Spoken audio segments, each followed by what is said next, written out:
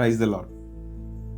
ప్రతిరోజు కూడా దేవుని యొక్క వాక్యం కోసం ఎదురు చూస్తున్న ప్రతి ఒక్కరికి యేసుక్రీస్తు ప్రభువారి పేరిట శుభాలు తెలియపరుస్తున్నాను. ఈరోజు పరిశుద్ధ గ్రంథం నుండి ఒక మాటను మీ ముందుకు తీసుకురావాలని ఆశపడుతున్నాను.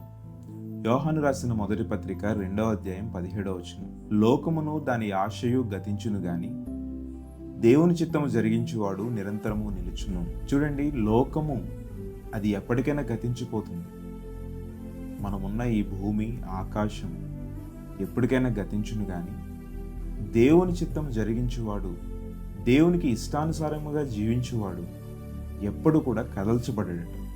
అంటే మనం ఈ లోకము విడిచిన నిత్యరాజ్యంలో, పరలోక రాజ్యంలో మనం నిరంతరం పరలోక రాజ్యంలో మనం నివసించగలుగుతాం. చాలామంది ఈ లోకాశల వైపు, ఈ లోక సంబంధమైన క్రియల వైపు పరిగెడుతూ ఉంటారు తప్ప దేవుని చిత్తమును జరిగించేవారు చాలా కొద్దిమందే ఉంటారు.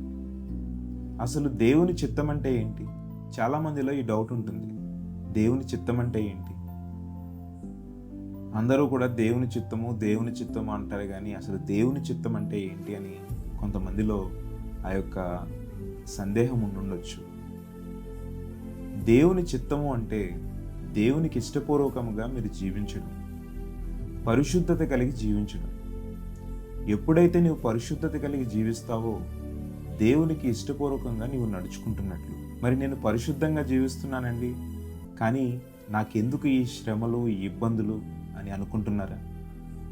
మీరు పరిశుద్ధంగా జీవిస్తూ ఉండొచ్చు, వాక్యాన్ని చదువుతూ ఉండొచ్చు, ప్రతిరోజు ప్రార్థన చేస్తూ ఉండొచ్చు, కానీ దేవునికి మొదటి స్థానం ఇస్తున్నారా? దేవుణ్ణి మీ జీవితాల్లో ముందుంచి మీరు జీవించగలుగుతున్నారా? ఒకవేళ మీరు చేయవలసిందంతా చేసుకుని తర్వాత దేవుని యొద్దకు వస్తున్నారేమో. ఒక్కసారి ఆలోచించుకుని మన యొక్క హృదయాన్ని సరిచేసుకోగలిగితే, దేవునికి ఇష్టపూర్వకంగా మనం జీవించగలిగితే నిత్యరాజ్యాన్ని మనం సంపాదించుకోగలుగుతాం. దేవుని చిత్తము జరిగించువాడే నిరంతరము నిలుచును అని పరిశుద్ధ గ్రంథం తెలియజేస్తుంది. దేవుని యొక్క వాక్యం అందరికీ ఒకటే. ప్రభువే అంటున్నారు కదా, విత్తనాలు ఒకటే, కానీ అవి చల్లినప్పుడు అవి ఏ ప్రదేశంలో పడతాయో ఆ ప్రదేశాన్ని బట్టి, ఆ స్థలాన్ని బట్టి అవి ఫలించడం మొదలు పెడతాయి. మంచి నేల మీద పడిన విత్తనాన్ని చూస్తే అది నూరంతలుగా ఫలించింది.